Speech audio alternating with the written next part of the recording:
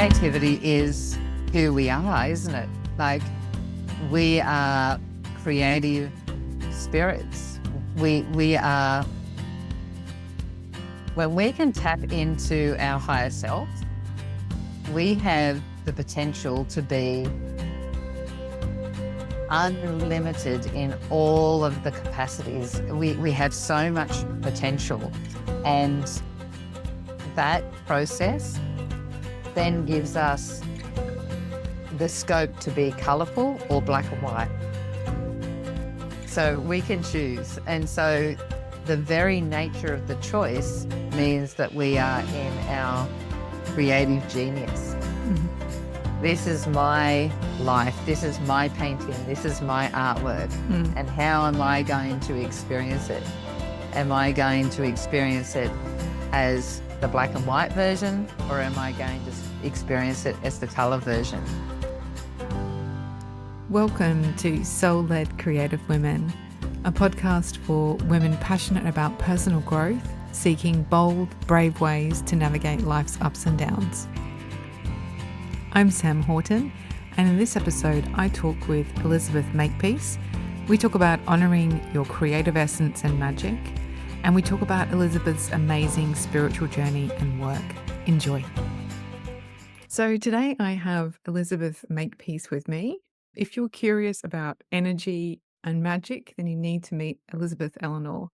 Elizabeth has had two major life-threatening health experiences, one a 15-centimetre fibroid that she released by herself, and the other a 4.5-centimetre brain tumour that she had surgically removed, and had many magical experiences through the process. Discovering the secrets of alchemy, she merged this knowledge with 25 years of being a healer to create the Ascendance Code and energetically align with her higher self wisdom. So welcome, Elizabeth. Hey, Samantha, how you going? So today we're going to be talking about living your brilliance even in the face of challenges. So that's the overarching topic. So do you believe that our challenges are in fact opportunities for transformation? Absolutely. Yes. I do feel that we're here to experience. We're here to live our highest potential and most authentic life. And so we do that through diversity. We have our, we live in a dualistic life. So we've got the opposites of, hot and cold, good and bad, right and wrong, all of those things. And through our diversity, through the things that happen to us that most would define as being a negative or a trauma or whatever, those things are the things that cause us to then move into the space of choosing something different, like asking for clarity, asking for healing, asking for, love when we're alone, all of those things. And so if we didn't have that diversity, if we didn't have that catalyst that caused us to be in the depths of our darkness, we wouldn't know the light, or we wouldn't know to ask for the light, right? And so those moments that give us that inspiration to create something different. Like an opportunity to sort of wake up a little bit, isn't it? Mm. Yeah, because we don't know what we're missing out on if we're happy and joyful all the time, I guess. It's so true. And the thing is, everyone goes into that space. Well, wouldn't that be better? But once you've done that for a while, right, it becomes a norm. And then you don't experience it as joyful anymore. It is something less than. And so you don't have those highs and lows. And believe it or not, we're here for the highs and lows. We're here for the roller coaster ride. We're here for the fun of it, for the trauma of it, for all of those things, so that we can experience ourselves as being more than that. So true. And we're here to evolve ultimately, right? So like you said, like things become normal and then we're looking for more. We're always looking for more. Mm. So how do we use those challenges then to step in and live our highest vision and become our most brilliant selves?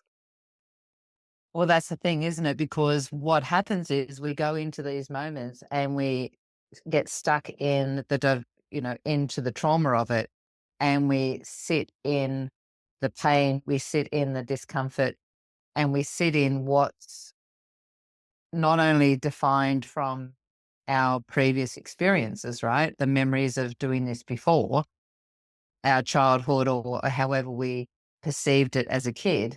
We also then have those labels and those definitions that the world holds, like we need to experience it this way, or, I, to be human, I need to be experiencing it. I should be having grief. I should be having this or whatever. And so when you are in the space of having the experience, but knowing that it's an experience and that you can experience it and define it in any way that you see fit and any definition that you want to, then that's when you are in the mastery of it and you see it as an experience that you're having and not that this is who I am. Mhm. We've got a friend staying right now, a young kid that's sort of traveling through our back to Melbourne. I'm here in Australia. And I was telling him this morning of something that happened to me when I was younger. And he went into, oh, I'm so sad to hear that. And like, it wasn't a sad experience for me.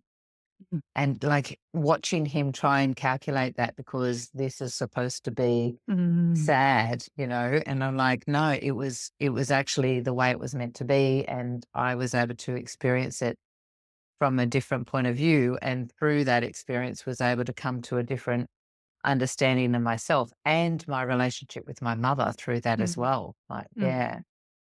Yeah, okay. So, I mean, we make up our own meanings, right? So we're in Mm, charge of what things mean. yes. It's very powerful, and ultimately, there's always a lesson to learn, right, from any experience, but in particular, the sort of the trickier ones, the more challenging ones.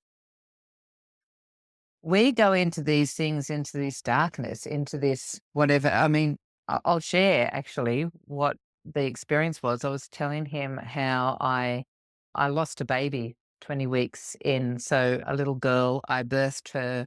Her name's Sarah. And through that process, I had her just before my hormones kicked in. So it was a 36-hour labor. Okay. And it was intense because the hormones weren't there to, take some of the pain away. But as I was saying to him, as soon as I birthed her and she came out, the very first thing that came to me was this is all meant to be. And I had this beautiful moment of epiphany of Mhm. this is what she wanted. This is what I needed to experience. This is what my partner needed to experience. And so everyone goes, "Oh, you've lost a baby, and, this is what the grief should be." Right. Yeah, but for me, and that's not taking away from anybody else having grief in that Mm. experience, but for me, I had a different experience because my mum also, had a stillborn a year before I was born, Right. and she grieved very deeply all the way through my life. So through this experience, I had moments of grief, like walking out of the hospital without my baby, walking into my house without my baby. There was a few moments that, Mm. I allowed my body to feel and I felt it and I experienced it, and in those moments I went, oh, I understand mum now. Right. I understand these moments that she was having and that she didn't have the level of consciousness that I'm experiencing now. And so she was doing the best she could. And so I had these moments that were clicking of my experiences as a child and being able to have a better understanding of mum and what she Mm. was going through. And so we can get hooked in to the story Yep. and the story that the world says of what you should experience and, you know, the judgment if you don't experience that, right? Mm. All of the things, there's so many different labels and so many different definitions of what you should experience if you're a woman Mm. or a man or whatever. And if you don't have that, then it's defined as a certain way. And so it's being able to allow yourself to go through whatever your experience is and not get stuck in the drama or the story or the journey, unless that's what your experience is supposed to be too, but see that you can be something different to what everyone thinks as a collective, you should be. And so, that's sort of a more elevated, I guess, way of kind of living life. So, what do you think it is that sort of really enabled you to, have that experience? Is it because you are sort of deeply centered within yourself and you've got this kind of real, you know how to tune in to what's really going on inside? What was it for you in terms of, why were you able to choose this experience when the world says you should have another one? That was about 14 years ago, and I've been I spiritually woke up about, I reckon it was about 28 years ago. It's Mhm. interesting we're having this conversation because I've been talking to Michael, this young kid that's Irish fellow that's staying with us at the moment.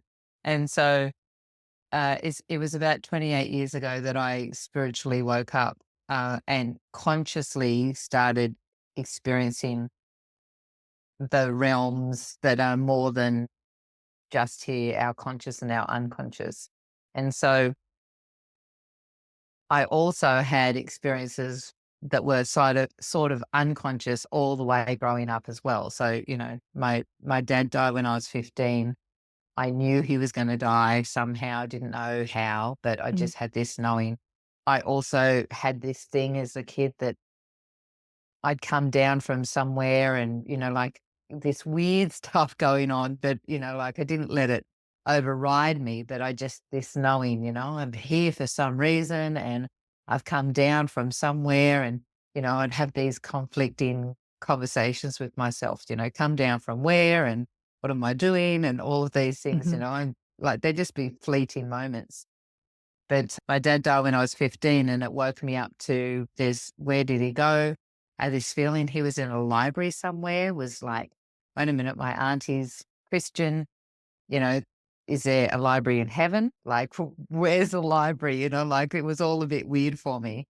But through the whole process of him passing, I then started going, okay, what is this? Where are we? Who will we go? And I started searching. So I've been on a journey for a long time Mm. of recognizing that we are not limited, that we're not just human, that we're not just here on this planet and that this planet is isolated, that there's more to us, that we're part of a bigger whole. Mhm. So fast forward to 14 years ago, uh, the mastery around that, and if you want to call it mastery, of just recognizing this as an experience I'm having Mm. is because I've been on the journey and had some crazy stuff happening to me for a very long time. Mhm. And so when this started, like when something traumatic happens to me, I go, oh, okay, something's happening, click. I need to focus. I need to open up to my higher self, my intuition, what I call superconscious, take it all in and listen and Mm. just do what I'm guided to do. Yeah, so powerful. Mm. So all of these experiences then have led you to center your work around what you call the secrets of alchemy. So share with us a bit about what that means in terms of your work and, how you're sharing this with other people. So we are magnificent, powerful, creative beings. We are so much more than what we give ourselves credit for. Every single individual one of us, not anyone in particular, all of us. All of us have the opportunity and the ability to connect to our higher self, our intuition. And alchemy is the alchemists are from way back, like in ancient times, and people know alchemy of that this is, turning lead into gold. And so the alchemists were all about changing one particular molecule into, a more magnificent experience of it. So just like when you've got a gem, it looks like a rock when you find it in its natural form, but then you chip away at it and you break apart the rough exterior and chisel it, then you find this magnificent gem, this diamond or whatever it might be, and all the facets, underneath that are so precious. That's us. We are in our natural form. The rock on top of the diamond is all of the unconscious patterning from our childhood. It's all of our genetics that have been piled over. Epigenetics talks about the fact that we hold on to not only physical disease through our generations, but also emotional beliefs, things that are traumas that get caught in our DNA as well. Mm. And then, of course, we've got past lives and we've got all this stuff that's layered on top of that gem that's inside. Mm-hmm. So what I do is I support uh, women mainly, but men as well, to break apart all of those pieces, to release them and neutralize them and I suppose get rid of them, but they just transform. And then to find that gem underneath, to find that magnificence, which is actually the innate pure essence that's inside of all of us. That's our natural state, our natural being. It's a beautiful way of explaining it. Love that. So why do we need help with that? What stops us from chiseling away at that and recognizing that there's so much magic and beauty within us? How do we learn to tap into that more and go on our own discovery?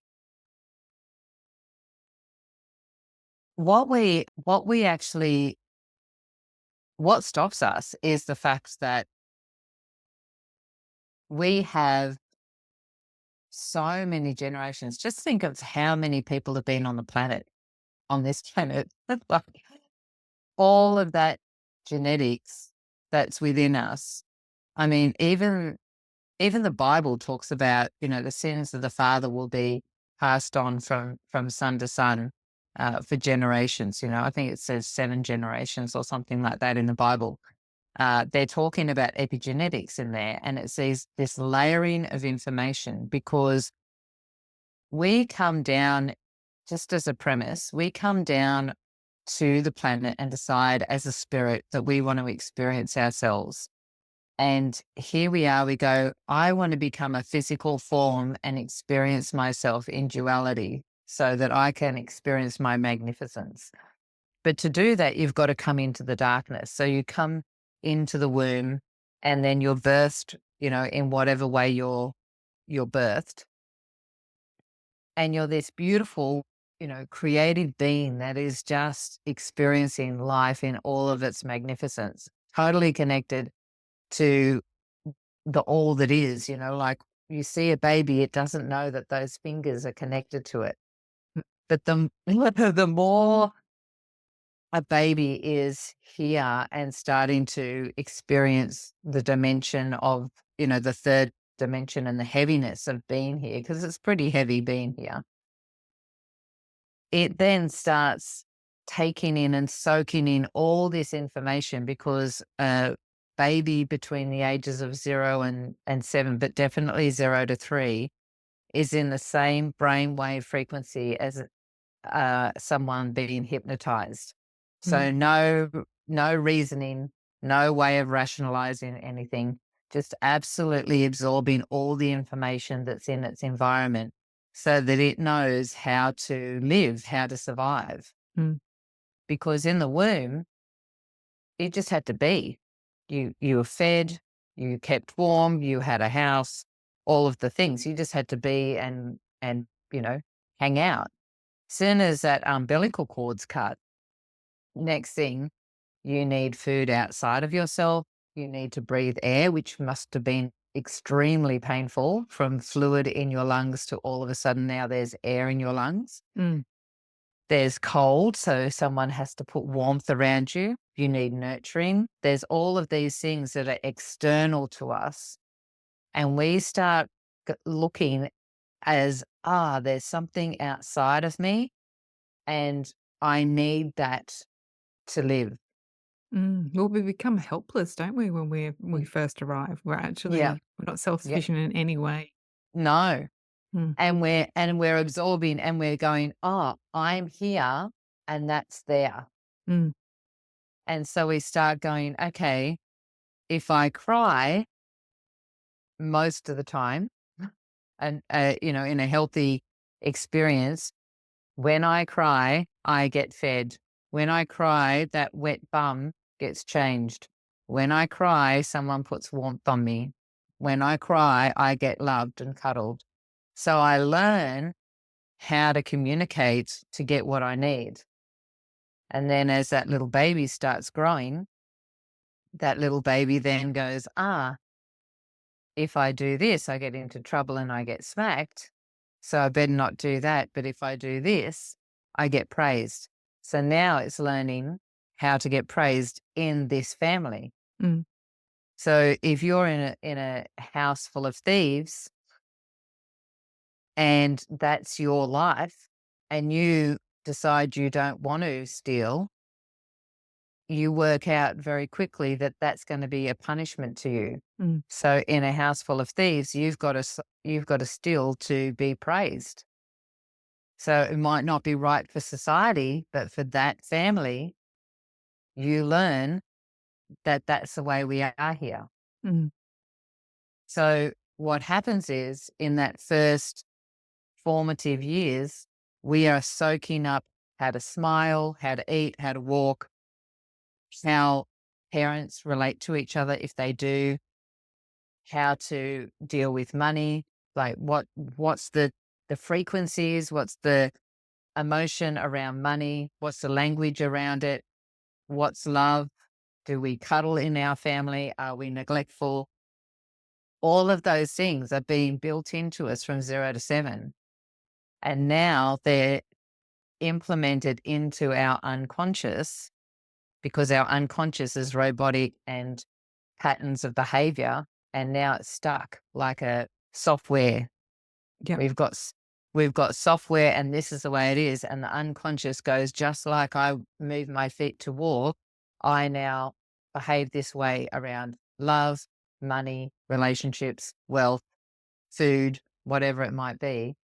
And it becomes a pattern of behavior. And it's been so implemented so well in the neural pathways that now you don't even know that you're doing it because it's silent. Mm. It's become a way of being. So fast forward to 20s, 30s, 40s. I'm a spiritual person that wants to, change my world and fall in love and be healthy and all of the things because my conscious is now aware and wants to do those things. And here we are with this programming, not just from our childhood, but from our society, from our culture, from the world. Were we born in the 60s? Were we born in the 90s? Depending on where we were born. And we had this behavior and pattern, and we are in the process of going, well, how do I change that? Mm. And some people go, I want to stay here because they don't want to change and they don't know that they've got the ability to. So Mm. that's the normal, mainstream 90% of people out there in the world, made up percentage. But then you've got the people that are listening to this podcast, for example, that are going, there's got to be a different way. What's going on? How do I become more?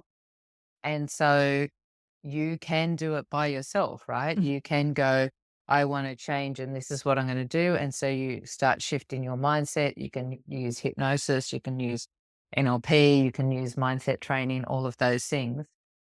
the way consciousness is now, we're really fast forwarding, and there's a lot of new modalities coming onto the planet that are super speed. And that's one of the things that I do is a process called recoding, Mhm. where you go, okay, this is my conscious. I want to create something amazing in my life. This is my unconscious patterns that are old patterns of behavior that helped me at one stage, but now they don't. So we go to the super conscious that actually doesn't care whether you change or not. It's just where all the codes of creation are. And you go, these don't work anymore. Let's neutralize them, and let's, you know, bring in codes that are going to support me in whatever I want to create in life. And Mm. it just happens very quick, fast, instantly. This is why I say time collapses when you're doing work with the three levels of your being: conscious, unconscious, and superconscious, because now you're in complete alignment Mm. with your higher self, your intuition, your creative spirit. And now you're moving the stuff out of the way and you're just going for it. So cool.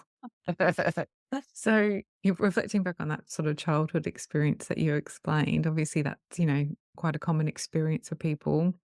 So obviously, today in society, we are sort of conditioned to rely on external sources in order to satisfy all of our needs, right? So do you think as we continue to evolve as, humans, do you think that we'll start to then try and cultivate more of this kind of, inner resource, in our children from a much younger age than maybe what we experienced? How does that sit with you?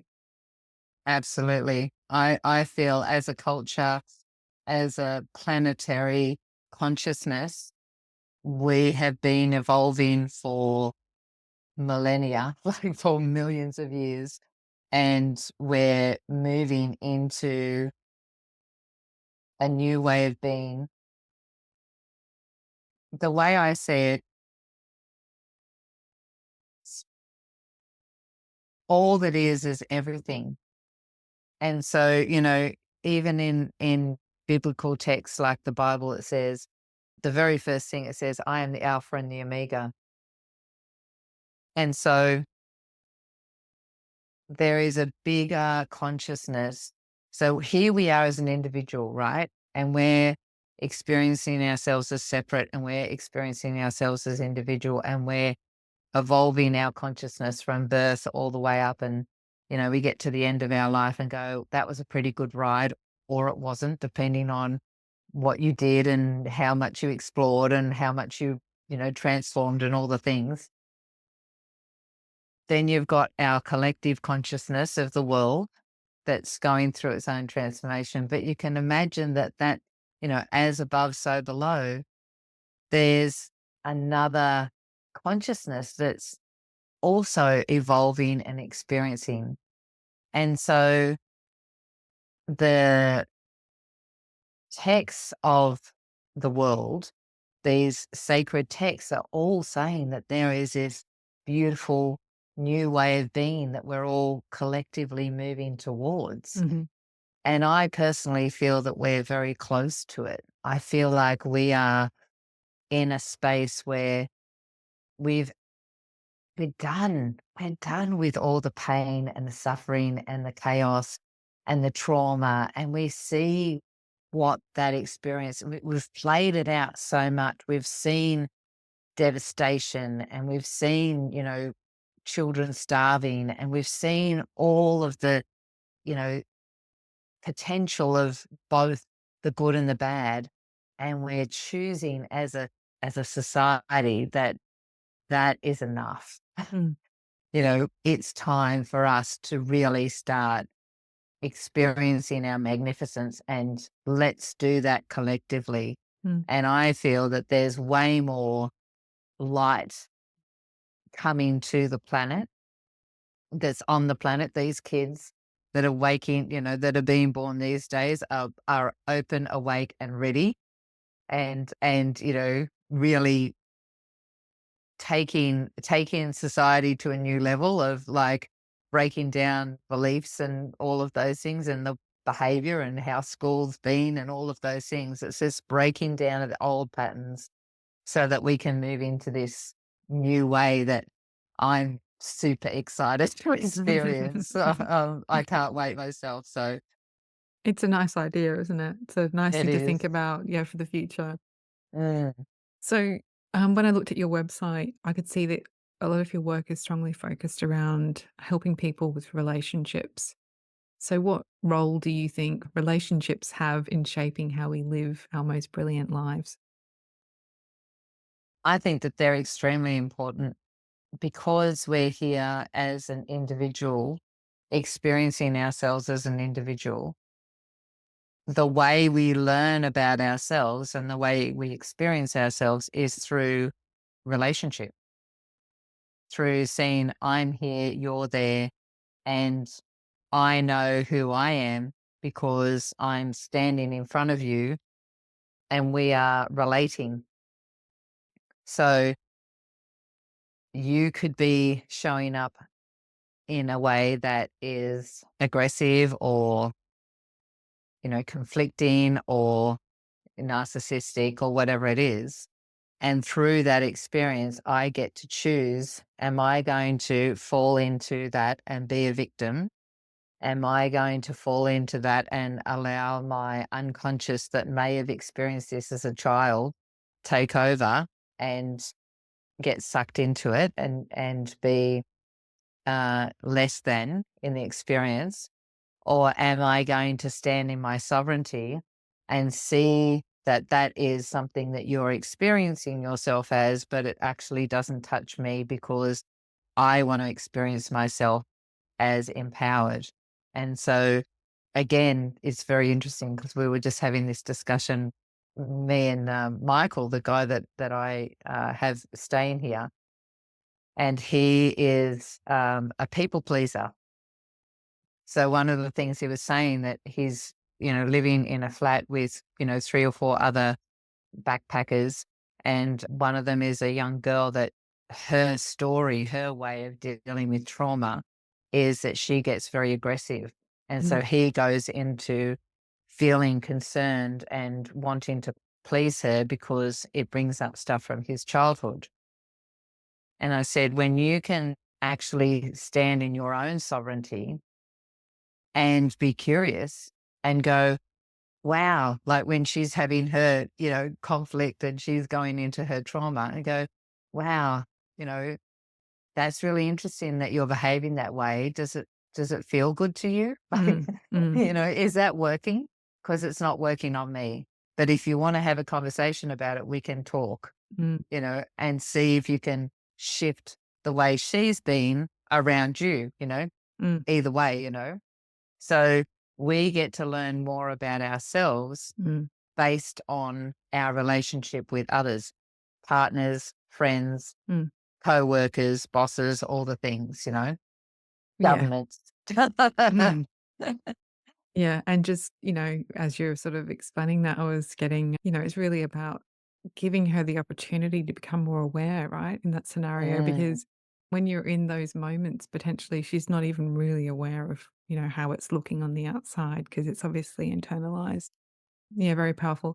And I suppose with, in context of relationships then, I mean, I think there's obviously, other things like health things and things that are not related to other people, but I would say a lot of our challenges in life come from our interactions with other people, right? So it's actually the yes. source of, often our biggest challenges or, some of our life-changing challenges. Yes, so totally. Yeah.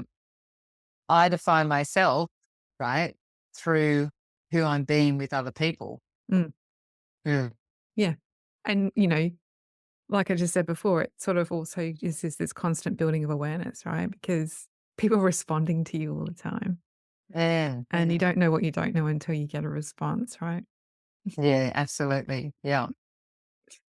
So, switching topics slightly, what role do you think creativity plays in claiming our brilliance and living our most magical, empowered lives?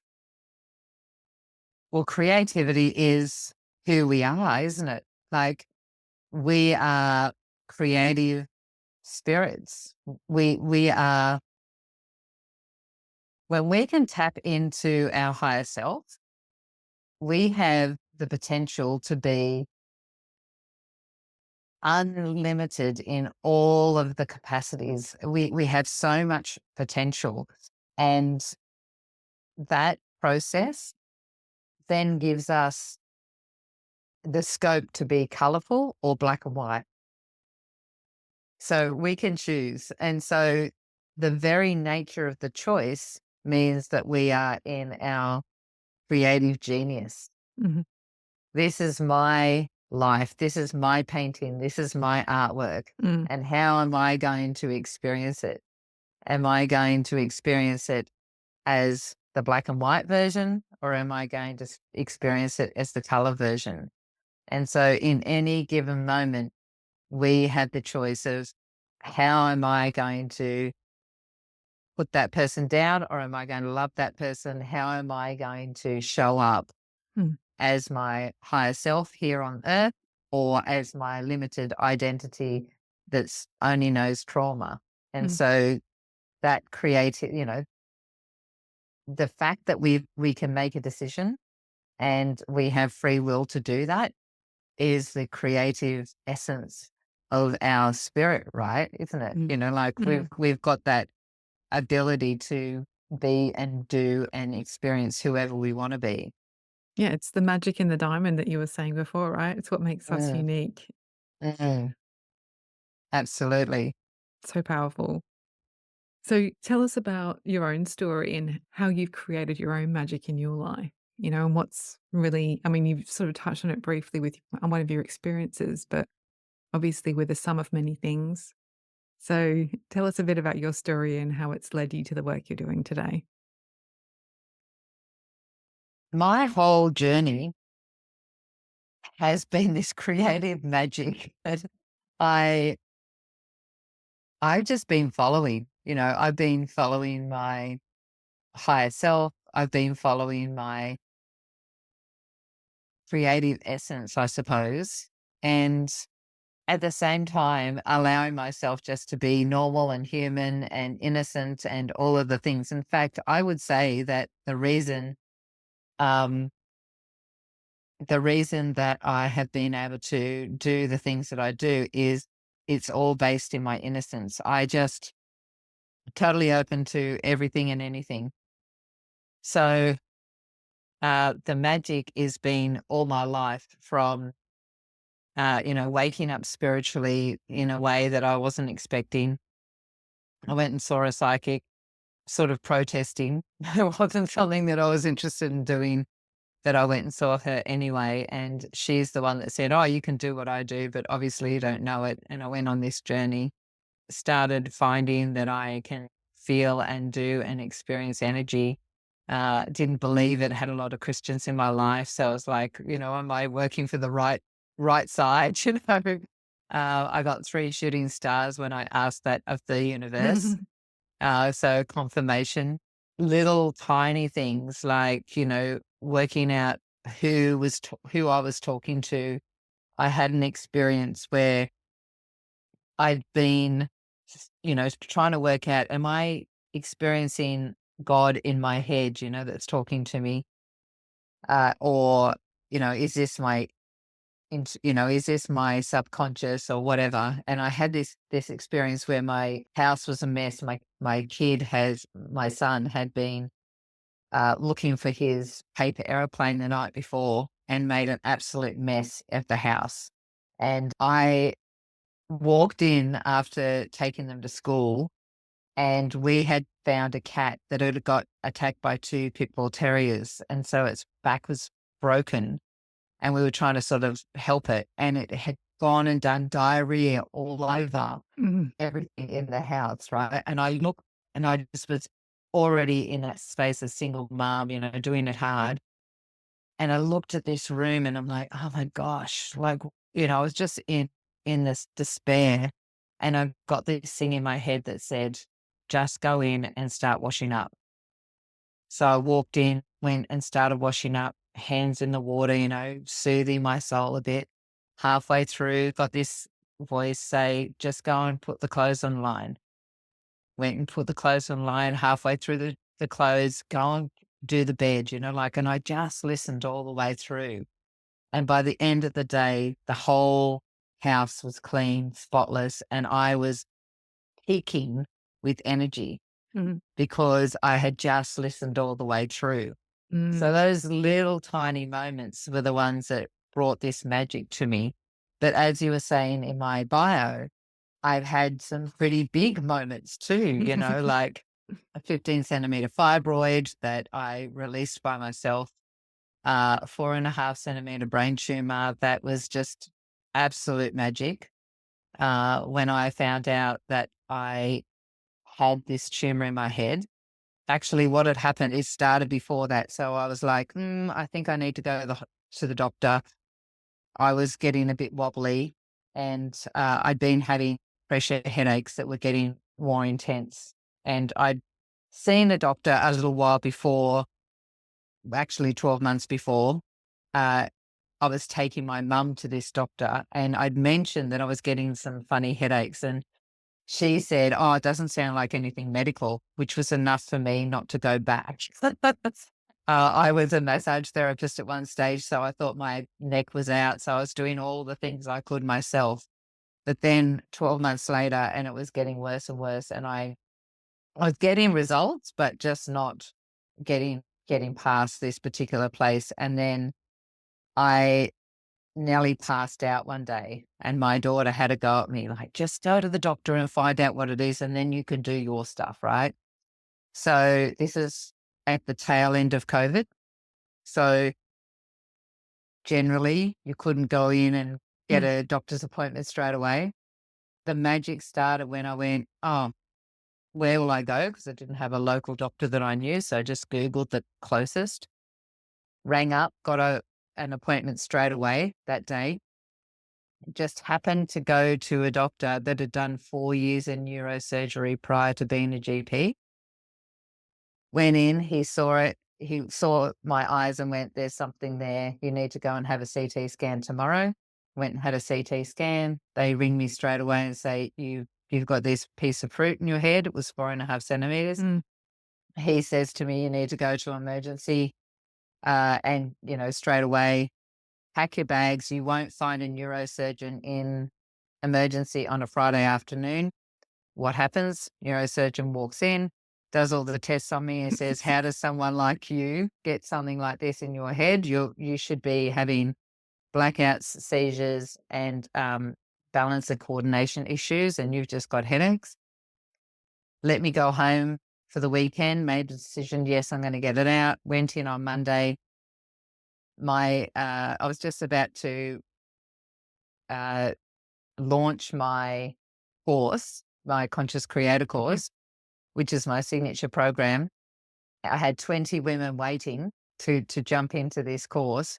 And my business mentor at the time said, "You need to have 2 months off," And so go in, I forget all my chemical free shampoo and conditioner. Oh, sorry, my soap and all that sort of stuff.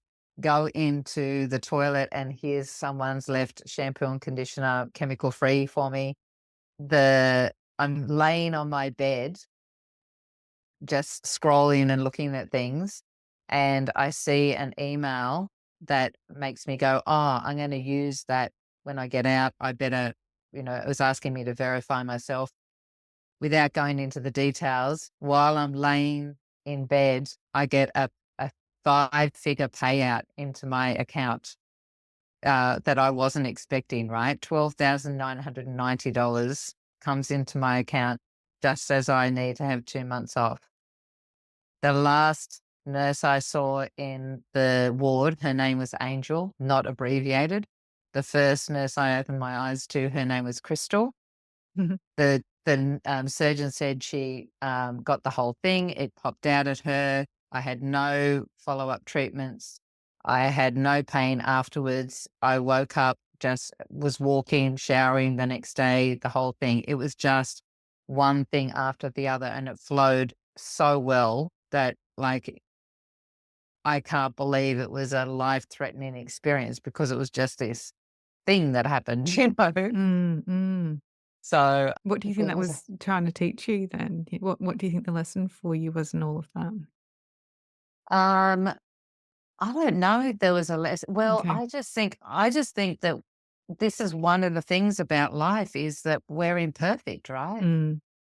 Just because I'm a healer, just because I can do this, and this, Mm. doesn't mean that my life's going to be perfect. Where, Mm. the type of tumor it wasn't cancerous, it was benign. But believe it or not, 1 in 10 people get this tumor. And Right. so my brother actually has the same one.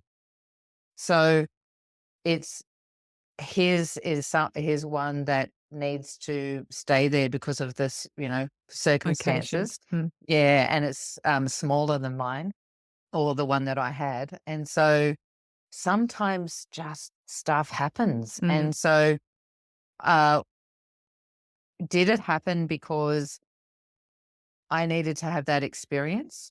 I don't know. And these are the things that, 53 years old now, I used to want to know everything. Yeah. I wanted to work it all out. Oh, and you get to this point where it's like, how are you being in the moment? How are you experiencing yourself? Mm. And whatever's going on is what's happening. Mm. And so, we can define it Mm. and, or we can just go, this is the way it is. Yeah, or maybe you just not to know yet, right? Because sometimes don't you Yeah. have those experiences where, like, 20 years later, you're like, "Oh, right, Oh, that's that's right." what it was. Well, one of the things I do know is, a 15 centimeter fibroid that was a pretty Mm. intense experience. And I got rid of that by myself. Mm. So, I still have my uterus, all the things. And then the 4.5 centimeter brain tumor. And one of the things I do know is that I went, if I've got a belief that I have to have massive experiences to deal with life, then I Mm. just want to change that one right now Yeah. because I don't need that anymore, like I'm done with those Yeah, big that's true, actually. You don't wanna be praying for, like, the big moments to shift yourself along, do you? No. Yeah, yeah.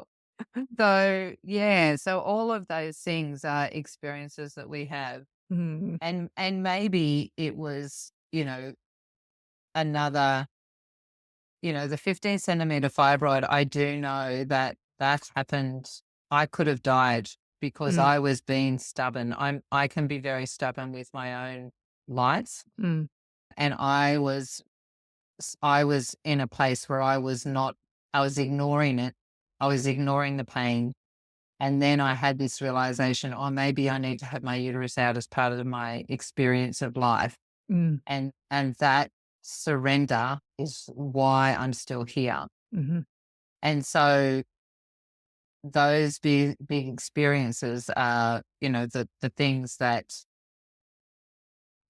I'm like, oh, okay. The more I listen to myself, the more I'm in flow Mm. with life, right? Mm. Mm. But yeah, maybe those experiences were experiences that I was having to be the example, maybe, Mm. I don't know. Do you But help a lot of people with, that kind of health scare or health traumas? no, not a lot. Yeah. I have had people share my story and refer people. Yeah, okay. So I have had, I've had people message me from overseas and say, "Hey, I've got, I heard about your story with the fibroid and, blah blah blah. And, I've got several or whatever it might be." Mm. And I've helped a few people with brain tumors as well. Mm. But I do mainly is my story with the relationship that a lot of people want to know more and how to Oh, yeah. meet, yeah, meet their beautiful partner. Tell us about that then. So, as I was saying before, we're creators, right? And we get the opportunity to create whatever we want. Mm. And so I'd had all the experiences. My life was beautiful. Everything was going great. And like I could live by myself if I wanted to, but I really would love to experience having a partner. Mm. And one, I've had a few partners, like two, that were in my old patterns of not good enough and all the things. And so, I go through that experience of I'm a bit weird, right? Because I've got this side of me that can tune in and connect with somebody and see what's blocked. I can read energy very, very easily. And yet I'm just a normal person that, watches Netflix, like, very grounded, like just, little Elizabeth that lived in the western suburbs of Sydney, all of those things. And so made up a story that I'm too normal for spiritual people and too spiritual for normal people. And so, I kind of yeah, have that thing going on too. I'm yeah. yeah. And so, like, who's going to be with me when I'm not, I'm an in betweener. Mm. But And it's actually so, perfect, right? So the moral of the story, I'm sure, is gonna be that that's perfect. You're exactly where you need to be. Yeah. absolutely, because totally let go. I lived in far north Queensland and moved down to Sydney. I was living up there for 16 years, moved to Sydney to look after my mum. And everyone's like, "What are you doing moving from the rainforest to the suburbs in Sydney?" And Mm. I couldn't believe it either. I was just following what my higher self said to do with a bit, I was being a little bit like a temper tantrum. I don't want to move there, but you're telling me to, so I will. Looked after mum. Long story short, she has ended up in a nursing home. So I went, well, I don't need to be here anymore, but I still need to be here to help her. What do I do?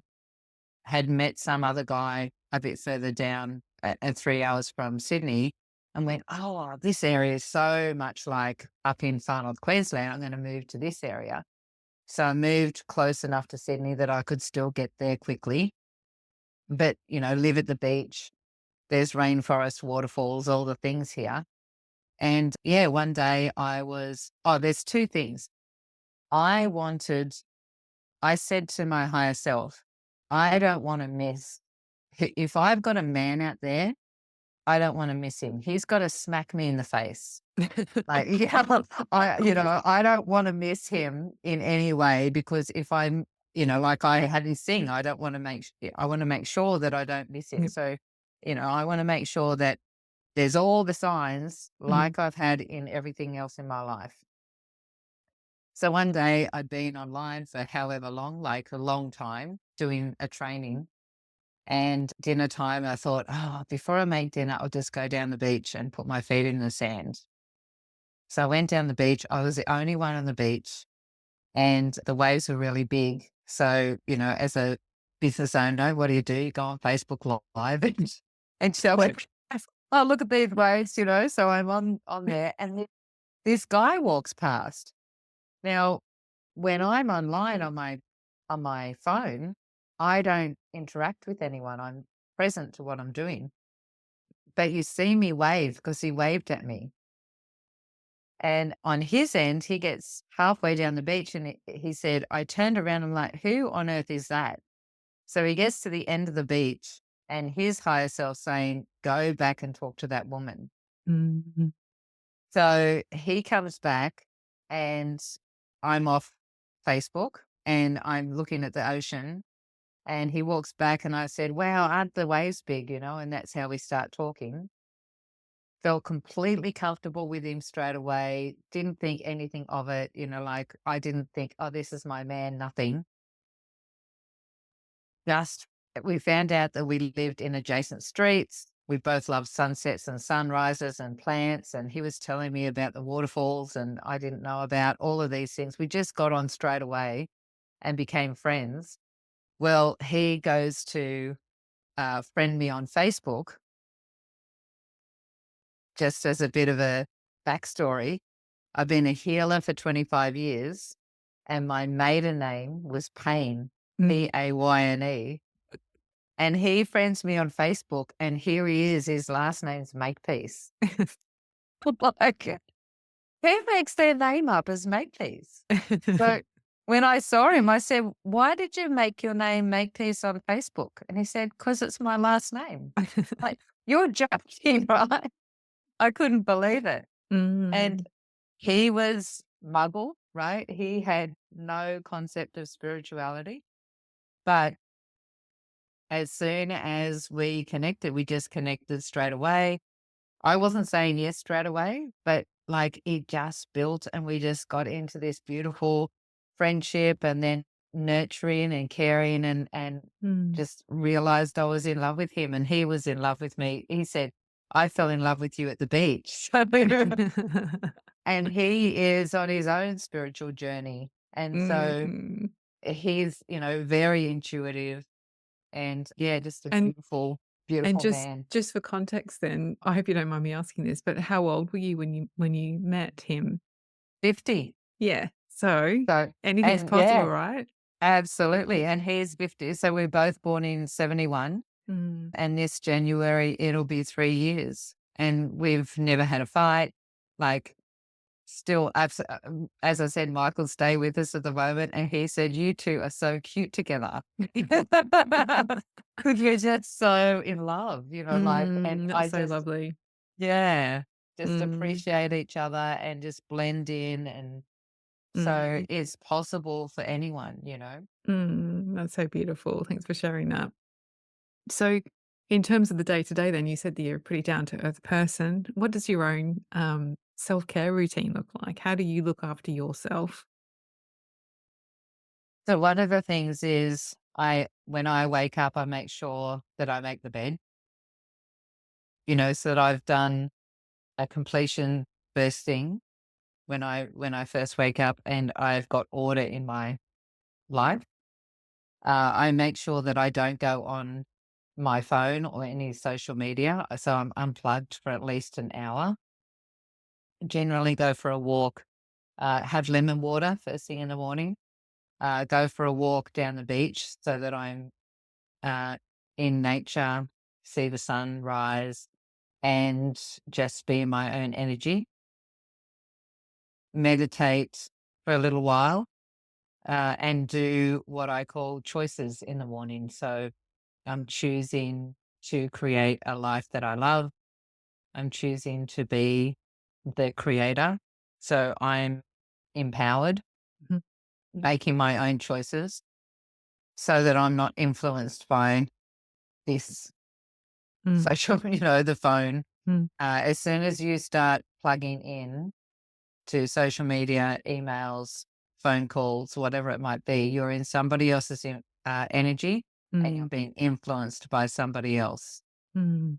So to really set your day up with an hour at least of being in your own space and making the intention to set your routine in your day and how your day is going to be, Mm. what you're creating. So I intend, like before I got on here, I set an intention of that this was going to be a beautiful conversation and with great questions and being able to serve your audience and I create it. Mm. Mm. I don't go into, "Oh, I hope this is going to be okay. What if she asks me?" Like that doubt. Mm. You set the tone and you hold the frequency Mm. of what it is that you're going to create and how you're going to create your life. Mm. And so I do the same in the afternoon. I make sure I unplug and that I'm present for Tim and Michael because he's here. We sit and we make a meal together, Mm. all of those things. So I make sure that my self care is being present to my own creative spirit because when you do that, you get inspired by your higher self of what action to take, Mm. whether it's in your job or your business, and you're coming from the scope of your higher self rather than the limitation of your identity. Mm. So good. And do you have any creative outlets that you like to explore? I have been watching lately. Yes, I do. I think we should always be, tuning into what's out there and available. And at the moment, I've been watching Gaia. It's like Netflix for alternative Yeah. people. And so I have been watching a thing that might be a bit blow most people's brains. I think it's a bit out there, but I've been watching a series called Cosmic Disclosure, Mhm. which is pretty intense. So unless you're ready to, have your brain blown, I definitely say go, be a bit more subtle, depending on who you are and what level of consciousness you're Yeah. at. But another thing that I'm doing is revisiting a book that helped me when I first spiritually woke up by Neil Donald Walsh. It's called Conversations with God. Okay. And so I told Tim about it, and which is my partner, and so he's been reading it and listening to it on Audible, and he said, "Oh, this is brilliant. You should maybe relook at it because 28 years Mm, ago." So I've been re-listening and listening from a different, like a new level of consciousness, and I'm like, "Oh, this is amazing stuff."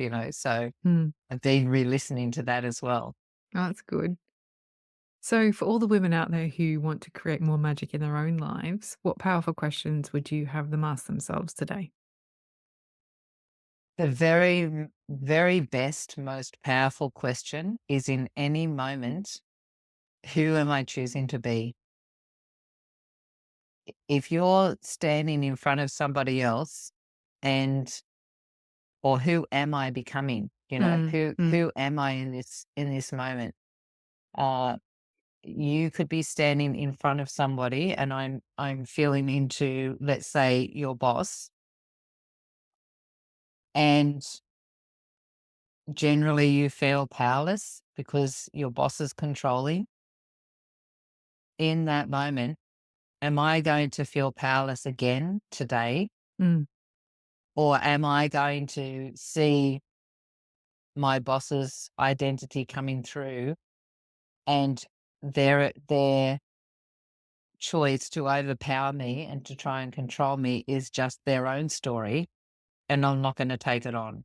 mm, I'm just going to still do the action mm, because they pay me at the end of the day, mm, but it doesn't mean I need to feel less than mm. because they're the ones that are feeding me. Yeah, absolutely. I'm not going to let them hijack me. Yeah. Excellent. So, how can people get to know you better, Elizabeth, and get a real feel for the work that you were doing? uh, I do a lot on Facebook. So, of course, my website is elizabetheleanor.com. Eleanor is spelled a little bit differently. So it's Elenor. But Facebook is where I live a lot. I have a Facebook community called Awakening Magical Women Choosing Conscious Relationships. Mhm, And that's a pretty thriving little community in there. And my business page is Peacemaker Ascension Portal. mhm. So yeah, come and hang out, say hi, let us know where you've come from. I'd love to hear from you if you're someone that wants to know more or experience more of yourself and need to get some support or whatever. So that would be awesome. Excellent. Thank you so much for sharing all of your energy and wisdom today, Elizabeth. It was lovely chatting to you.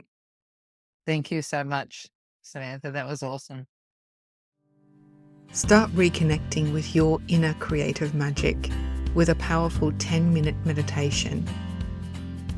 This meditation is designed to help you reconnect to yourself, your creativity, and spark your inner wisdom by guiding you to discover your own unique and personal sacred creative space as you tune into your intuition. Please head to samhorton.co/gift.